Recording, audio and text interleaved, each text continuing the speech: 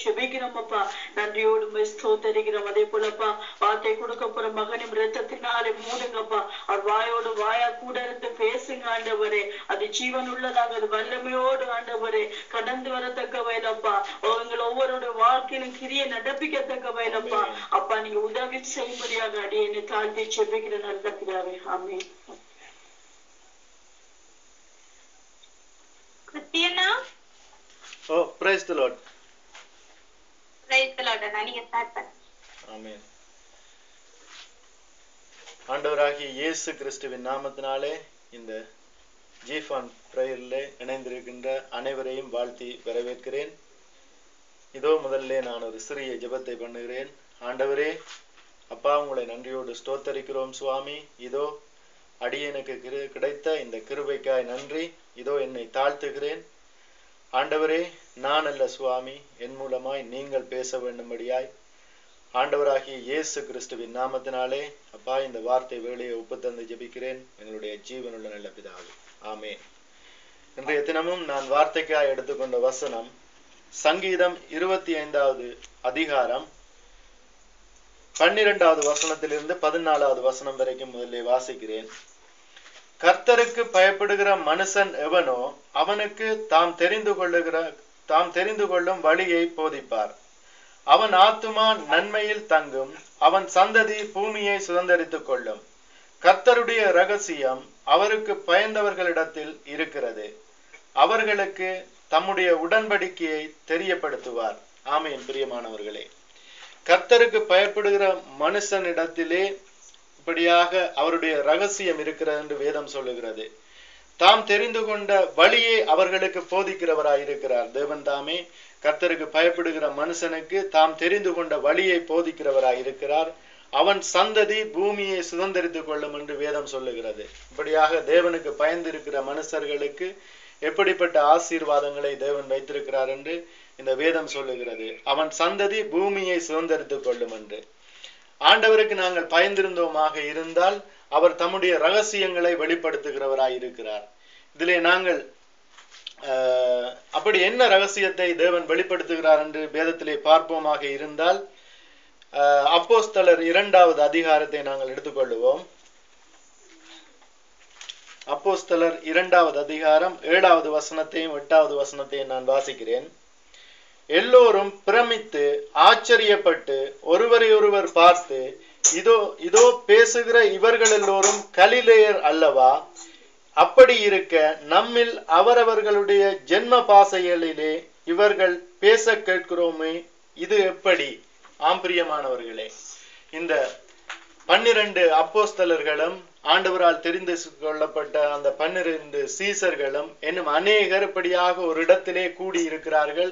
அந்த பெந்தைக்கோஸ்தே நாளிலே அவர்கள் பயந்திருக்கிறார்கள். இப்படியாக என்ன ஆகுமோ என்று சொல்லி இவர்கள் தனித்து விடப்பட்ட நிலைமையிலே அப்படியாக இருக்கின்ற வேளையிலே தேவன் தாமே தம்முடைய பரிசுத்த ஆவியானவரை அந்த இடத்திலே பொழிகிறார். அந்த 12 என்னும் அநேகர் பரிசுத்த ஆவியை பெற்றுக் கொள்ளுகிறார்கள். அப்படி பரிசுத்த ஆவியை பெற்றுக்கொண்டிருக்கின்ற வேளையிலே அந்த எருசலேமிலே வந்திருந்த அநேக ஜாதிகள் அந்த இடத்திலே கேட்கிறார்கள், தங்களுடைய பாசைகளிலே இவர்கள் பேசுகிறார்களே என்று சொல்லி பிரமிக்கிறார்கள்.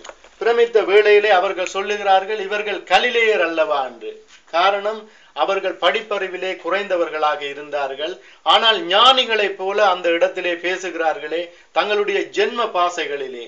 இவர்கள் வேறு தேசங்களுக்கு போய் அந்த பாசையை கற்றுக்கொள்ளவில்லை, ஆனாலும் இவர்கள் பேசுகிறார்களே என்று சொல்லி தேவனுடைய நாமத்தை இந்த புறஜாதிகள் மகிமைப்படுத்தும்படியாய் அந்த இடத்திலே தேவன் தாமே காரியத்தை வாய்க்க பண்ணுகிறார். ஏனென்றால் அந்த 12 தேவனுக்கு பயந்திருந்தவர்களாக இருந்தார்கள். தேவனுக்கு பயந்தவர்கள் இடத்திலே தேவனுடைய ரகசியம் வெளிப்படுகிறது என்று இந்த வேதம் சொல்லுகிறது. பிரியமானவர்களே, அதனால் தான் அவர்கள் சொல்லுகிறார்கள், இவர்கள் தேவனுடைய மகத்துவங்களை பேச கேட்கிறோமே என்று. பிரியமானவர்களே, நான் அடுத்த வசனத்தை வாசிக்கிறேன். அப்போஸ்தலர் 2வது அதிகாரம் 14வது வசனத்திலிருந்து 16வது வசனம் வரைக்கும். அப்பொழுது பேதுரு 11 பேருடன் கூட நின்று அவர்களை நோக்கி உரத்த சத்தமாய், யூதர்களே, எருசலேமில் வாசம் பண்ணுகிற ஜனங்களே, நீங்கள் எல்லோரும் அறிந்து கொள்ளுவீர்களாக. என் வார்த்தைகளுக்கு செவி கொடுங்கள். நீங்கள் நினைக்கிறபடி இவர்கள் வெறி கொண்டவர்கள் அல்ல. பொழுது விடிந்து 3ஆம் மணி வேளையாயிருக்கிறது. தீர்க்கதரிசியாகிய ஜோவேலினால் உரைக்கப்பட்டபடியே இது நடந்தேறுகிறது என்று. பிரியமானவர்களே, இந்த தீர்க்கதரிசியாகிய ஜோவேலினால் உரைக்கப்பட்ட காரியம் அநேக ஆண்டுகளுக்கு முன்பு உரைக்கப்பட்ட தீர்க்க தரிசனம். அந்த தீர்க்க தரிசனத்தை பற்றி இவர்கள் 12 அறிந்து இருக்கவில்லை. ஏனென்றால் இவர்கள் அந்த வேதத்தை கற்காதவர்கள், இப்படியாக சாதாரண தொழில்களிலே ஈடுபட்டவர்கள், வேத அறிவு இல்லாதவர்கள்.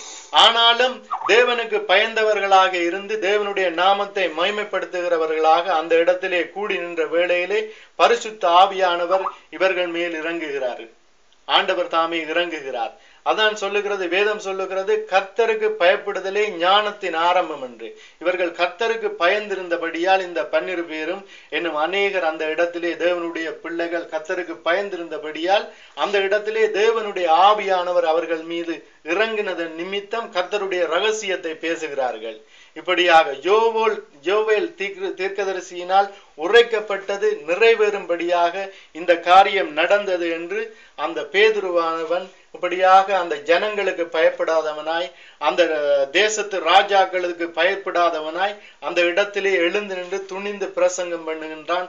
இப்படியாக இது ஜோவேல் தீர்க்கதரிசியினால் உரைக்கப்பட்ட காரியம் என்று இன்னும் அநேக வார்த்தைகளை சொல்லுகின்றான். இப்படியாக ஆண்டவராகிய இயேசு கிறிஸ்து அந்த இடத்திலே சிலுவையிலே அறையப்பட்டாரே, அந்த காரியம் அது அவர் தேவனுடைய குமாரன் என்று சொல்லி அந்த இடத்திலே பயம் இல்லாமல் இப்படியாக சொல்லுகின்றான். பிரியமானவர்களே, இப்படித்தான் நாங்கள் எங்களுடைய தேசத்திலும் நாங்கள் தேவனுக்கு பயந்து இருப்பவர்களாக இருக்கின்ற வேளையிலே எங்கள் மூலமாய் தேவன் ரகசியங்களை வெளிப்படுத்துவார். பிரியமானவர்களே, கர்த்தருக்கு பயப்படுதலே ஞானத்தின் ஆரம்பம் என்று வேதம் சொல்லுகிறது.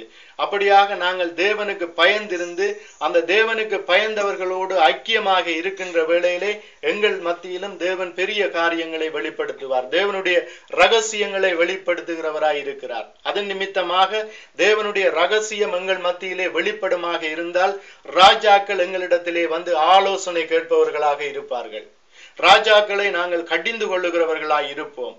இப்படியாக ராஜாக்கள் தவறு விடும் போது, ராஜாக்கள் பிழையான வழிகளிலே நடக்கும் போது ராஜாக்களை நாங்கள் எச்சரிப்பவர்களாக இருப்போம். அப்படி ஏராளமான ஊழியக்காரர்கள் இந்த உலகத்திலே இந்த தேசங்களிலே இருக்கிறார்கள். பிரியமானவர்களே, இன்று கொரியா தேசத்தை எடுத்துக்கொண்டோமாக இருந்தால் கொரியா தேசத்தின் ஜனாதிபதி இப்படியாக ராஜாக்கள் அந்த தேசத்திலே தேவனுடைய ஊழியக்காரர்களிடத்திலே ஆலோசனை கேட்கிறவர்களாக இருக்கிறார்கள்.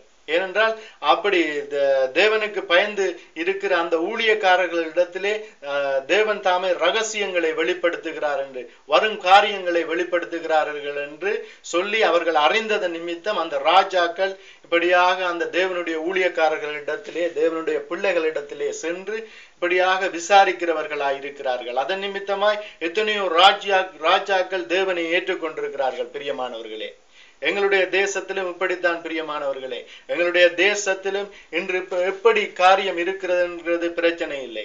ஆனால் தேவனுக்கு பயந்தவர்களாக நாங்கள் ஒரு சிறு கூட்டம் இருக்கின்ற வேளையிலே இப்படியாக தேவன் தாமே எங்கள் மத்தியிலே ரகசியங்களை வெளிப்படுத்துவார்.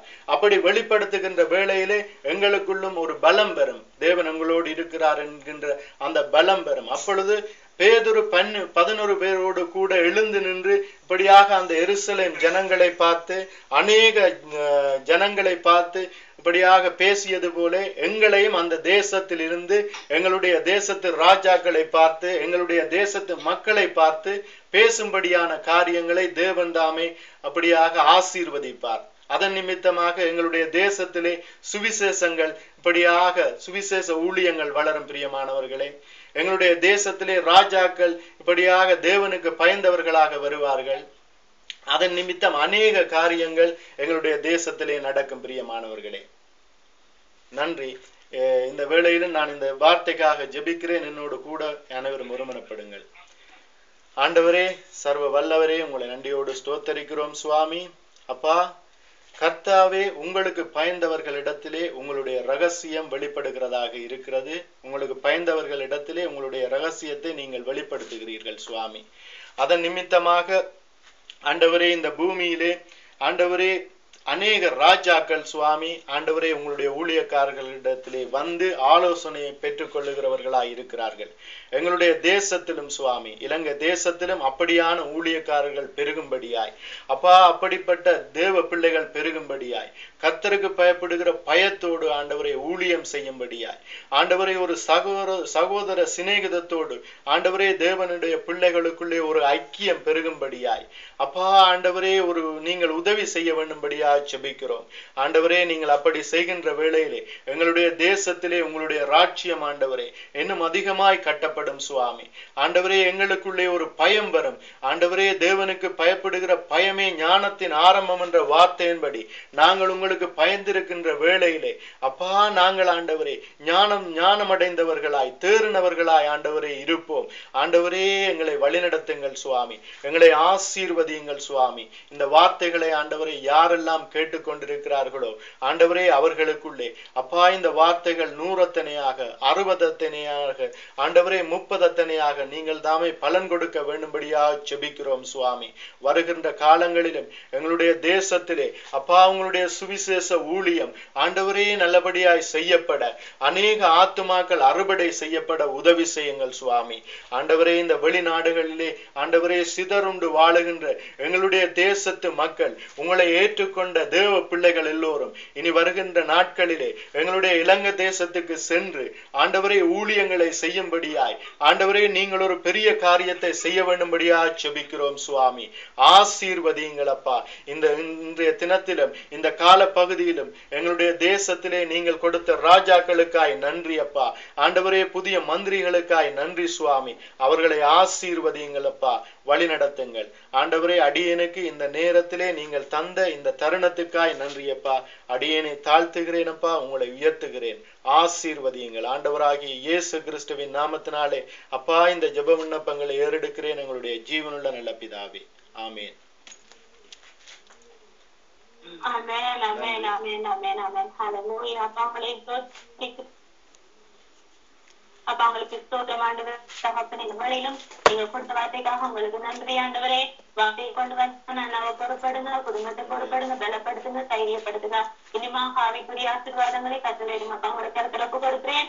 நீங்க பொறுப்படுத்த வழி நடத்தி ஆசீர்வதிக்கும்படியாக இயேசுவின் நாமத்தில் ஜெபிக்கிறேன் நல்ல தகப்பனே. ஆமென். ஹalleluya. சுதர்மாக பிரைஸ் தி லார்ட் அக்கா. நீங்க ஒரு